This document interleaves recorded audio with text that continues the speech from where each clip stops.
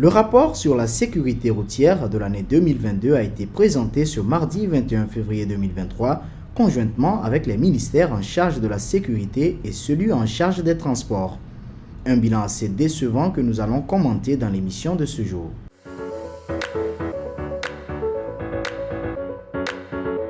« 7 507 cas d'accidents enregistrés, dont 9 918 blessés et 683 décès.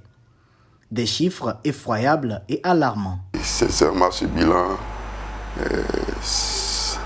ce n'est pas du tout encourageant parce que nous ne continuons pas à perdre des vies humaines sur nos routes. Nous ne continuons pas à déplorer des blessés sur nos routes et ces chiffres continuent de grimper. Alors que la tendance ou bien l'objectif de toute la coopération de sécurité routière, c'est de pouvoir réduire les accidents de la circulation routière d'ici 2030, de moitié, à la limite de les stabiliser. Mais nous voyons qu'actuellement dans notre pays, ce n'est pas le cas. La tendance est plutôt en train de monter. Donc le bilan de 2022, vraiment, ne nous honore pas. Et je crois que nous devons prendre maintenant le taureau par les cornes. Les facteurs des accidents sont connus. Défaut de maîtrise, excès de vitesse, non-respect des feux tricolores, refus de priorité, dépassement défectueux, stationnement sans signalisation. Autant d'infractions au quotidien qui causent des victimes inutilement dans notre pays. Les facteurs sont restés les mêmes. C'est l'homme qui est au centre de tout. On ne va plus parler encore des facteurs environnementaux. Nous avons de belles routes maintenant. C'est dans toutes les circonstances, c'est le défaut de maîtrise et l'excès de vitesse. Ça veut dire que c'est l'homme qui est au centre de ces accidents. La plupart de nos frères qui conduisent les motos n'ont pas de permis de conduire. Et la plupart ne sont pas formés pour conduire ces genres d'engins.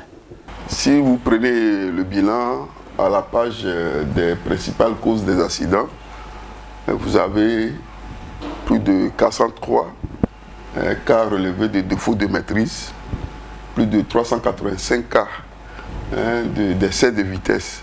Moi, ces deux infractions, déjà, je les regroupe en un. Défaut de maîtrise et excès de vitesse, c'est toujours la même chose. C'est que vous allez trop vite. C'est pourquoi vous perdez le contrôle.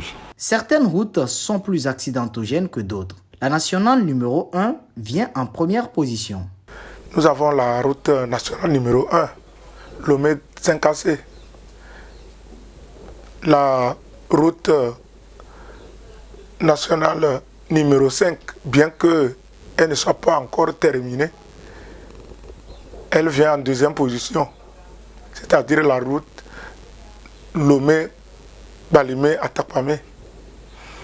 Et la route de Aného, Lomé-Aného, c'est-à-dire la nationale numéro 2.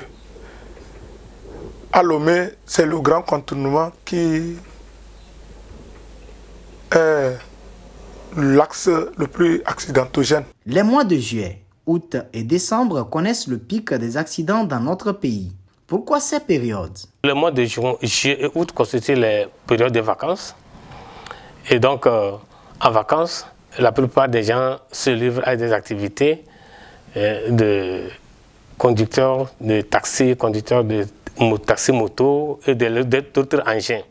Alors donc très fatalement, les accidents ou bien les risques peuvent survenir parce que, en fait, ce n'étaient pas des gens très expérimentés, ce ne sont pas des gens qui sont préparés pour ça, ce ne sont pas des gens aussi peut-être qui savent la route ou bien qui savent conduire.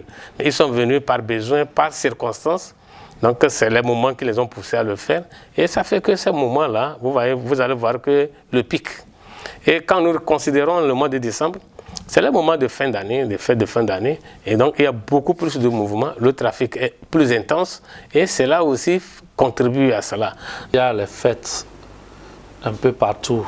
Entre juillet, août et septembre. Il y a Evala par exemple à Kara, il y a à Djinoukouzan à Vaughan, il y a à Bobozan à Ngotien, il y a Ekpekpe dans les lacs, donc c'est des mois de fête. Face à cette catastrophe dont les causes sont connues, il importe d'agir, continuer la sensibilisation mais accentuer les mesures répressives.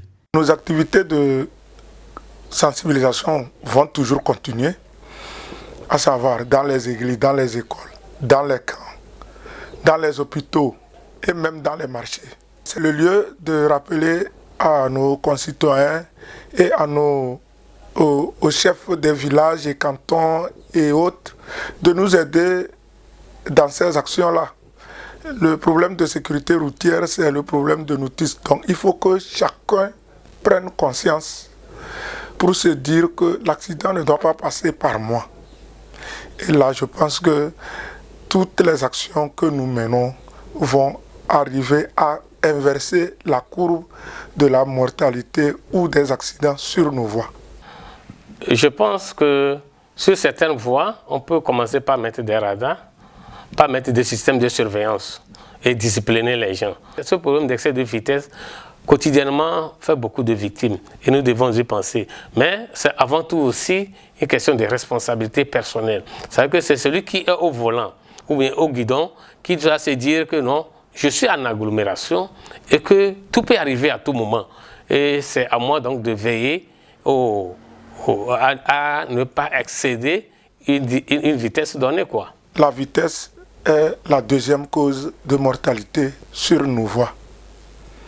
Donc nous allons accentuer les contrôles par radar. Le test d'alcoolémie que nous effectuons, nous allons l'accentuer de jour comme de nuit. Aussi bien aux usagers des 2 roues que aux usagers d'engins à 4 roues. D'autres n'excluent pas les prières et actions spirituelles. Il y a aussi un aspect que je veux évoquer ici. Là où il y a beaucoup d'accidents et il y a eu mort d'hommes, il y a des cérémonies qu'on fait chez nous et on dit Gunlolo, la purification de la route. Aujourd'hui, je n'entends plus faire ce genre de cérémonie. Donc, je vais réveiller la conscience à tout le monde et qu'on n'oublie pas ce genre de cérémonie.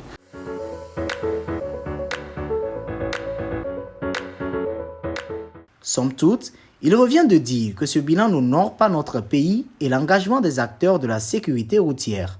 Cette année, les actions doivent s'accentuer et couvrir tout le territoire national. Ensemble, mettons-nous à l'œuvre. Une mort sur la route est une mort de trop. À la semaine prochaine.